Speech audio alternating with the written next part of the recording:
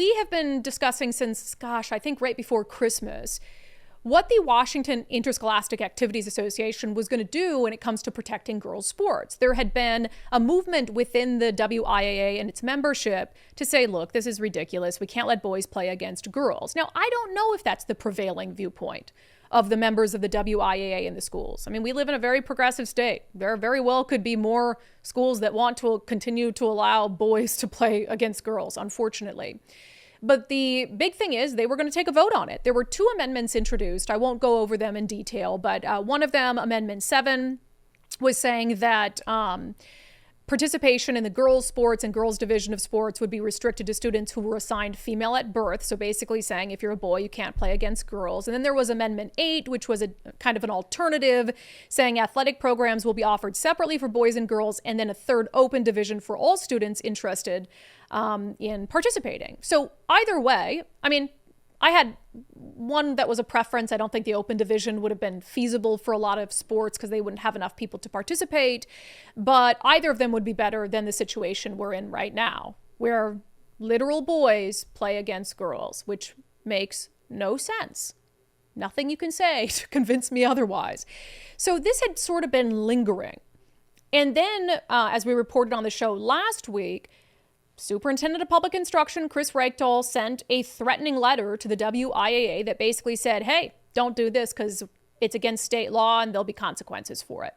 And he'd been sending out threatening letters to all these schools that had spoken up on behalf of girls' sports or refused to implement some of the radical gender ideology or refused to hide things from parents. And so Kruse was just on an absolute binge sending out threatening letters because he's the king of the castle.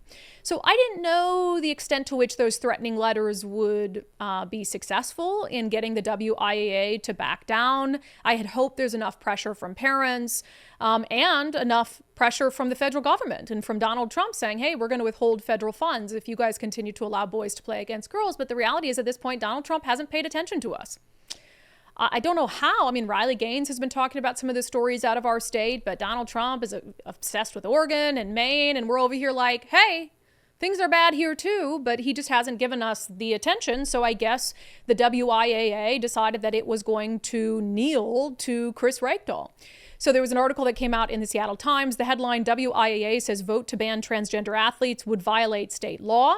It says 2 proposed rule changes for transgender student athletes in Washington will be advisory-only votes after the WIAA, the governing body for high school sports in the state, determined changing the rules would contradict state law. So they're going to take a vote on this, but the vote won't mean anything. So you could have a situation where all these schools come in and they vote, we want to protect girls' sports, it's the right thing to do. All this time debating these amendments, the vote won't mean anything. It'll be advisory only. How ridiculous is that?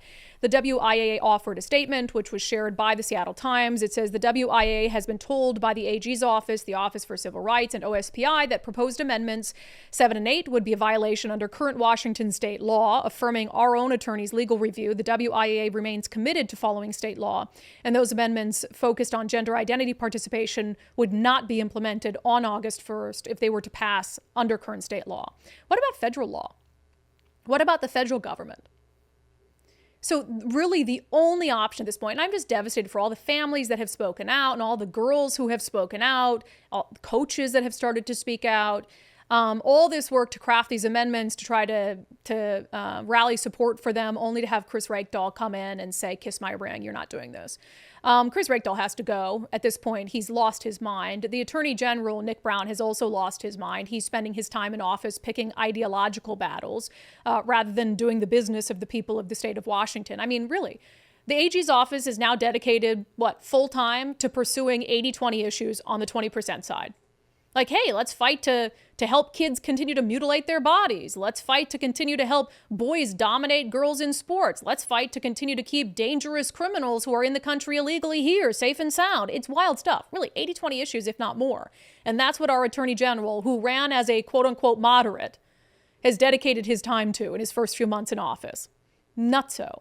So the only saving grace right now will be President Donald Trump will be somehow getting his attention on these issues and having them take a serious look at what's happening in Washington state and, if necessary, withhold federal funds. So a major blow to our fight to protect girls' sports.